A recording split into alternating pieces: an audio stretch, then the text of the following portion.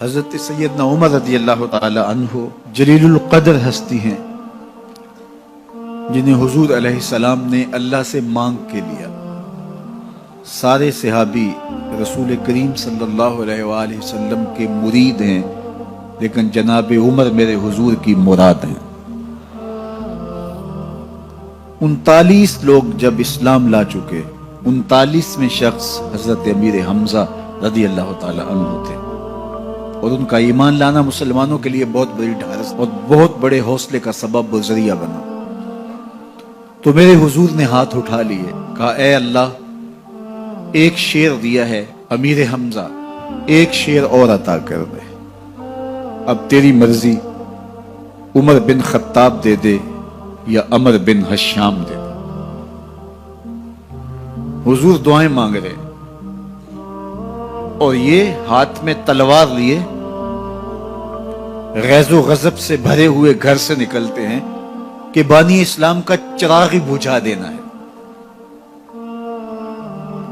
راستے میں ایک صاحب ملے اور کہا کہ عمر، تیور کوئی اچھے نہیں لگتے، خیر تو ہے، کدھر جا رہے ہو؟ کہا چراغ اسلام بجھانے جا رہا ہوں، یہ روز کا مسئلہ ختم ہونے لگا ہے میرے ہاتھوں۔ مسکرا کے بولے گھر کی خبر تو لو۔ کہا میرے گھر کو کیا ہوا؟ کہا تمہاری بہن فاطمہ بھی نوکر بن گئی ہے رسول اللہ صلی اللہ علیہ وسلم۔ غصے سے بھرے ہوئے اپنی بہن کے گھر کا رخ کرتے ہیں، اندر سے قرآن پڑھنے کی آواز آ رہی، غصہ اور بڑھ جاتا ہے، دروازے کو زور زور سے کھٹکھٹاتے ہیں۔ اہل خانہ سمجھ گئے ماجرا کیا ہے، گرجدار آواز ہے جناب عمر کی، دروازہ کھولو۔ جلدی سے معلم کو چھپا دیا اور بہن آگے بڑھ کے دروازہ کھولا۔ کہا تم سابی ہو گئے ہو، دین چھوڑ دیا تم نے، بتوں کی وفا ترک کر دی اور بے تحاشا مارنا شروع کیا۔ بہن کا سر پھٹ جاتا ہے، خون بہنے لگتا ہے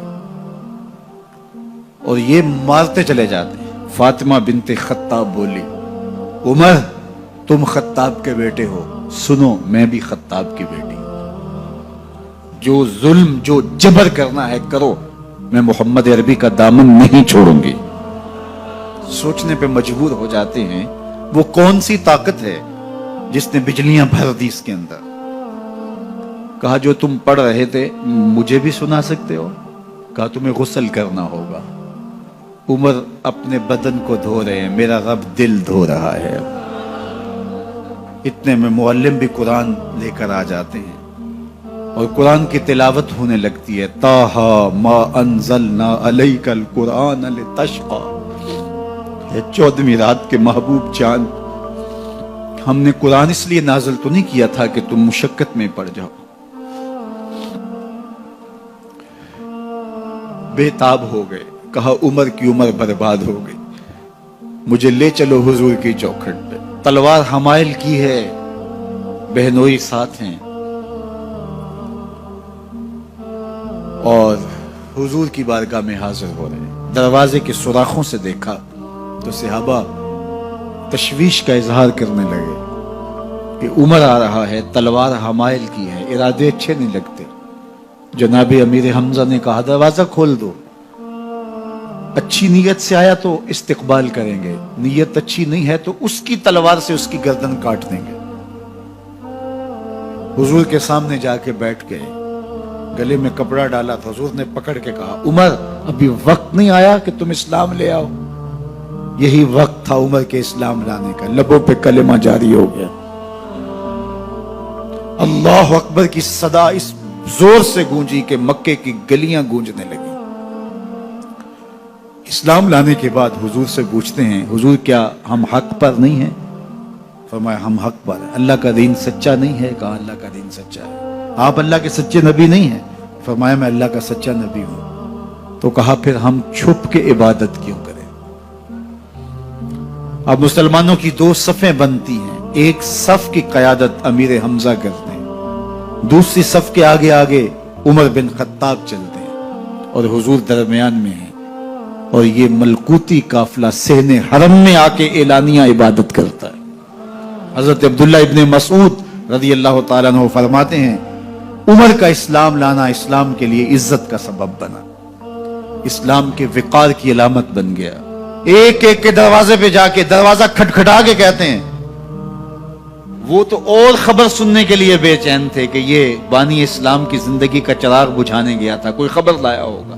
وہ کہتے ہیں آؤ عمر کدھر آئے ہو؟ کہا تمہیں بتانے آیا ہوں، کمزوروں سے پنجہ آزمائی کرتے رہے ہو، آؤ میرے سے بات کرو، میں محمد عربی کا نوکر بن گیا ہوں۔ اللہ اکبر۔ میرے حضور نے فرمایا جب اچھے لوگوں کا ذکر کرو تو میرے عمر کا ذکر بھی کیا کرو۔ میرے عمر کی زبان پر حق بولتا ہے، سچ بولتا ہے۔ ان الشیطان یفر من ظل عمر، عمر کے سائے کو دیکھ کے شیطان بھاگتا ہے۔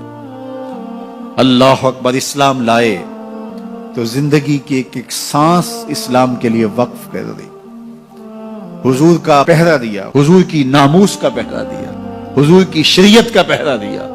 اسلامی فتوحات پھیلیں تو پھیلتی ہی چلی گئیں، کبھی مصر فتح ہو رہا ہے، کبھی ایران فتح ہو رہا ہے، آرمینیا تک مسلمانوں کی افواج پہنچتی ہیں۔ 22 لاکھ مربع میل پر حضرت عمر رضی اللہ تعالیٰ عنہ کی سلطنت پھیل جاتی ہے۔ عدل و انصاف کا دورہ ہوتا ہے۔ زمانے نے دیکھا کہ غیر مسلم بھی عدالت میں کھڑا ہے تو اسے خوف نہیں ہوتا تھا کہ میرے سے ناانصافی ہوگی، اس لیے کہ حکومت عمر کی چل رہی ہے۔ وہ بھی مطمئن ہوتا تھا کہ میرے ساتھ انصاف ہو۔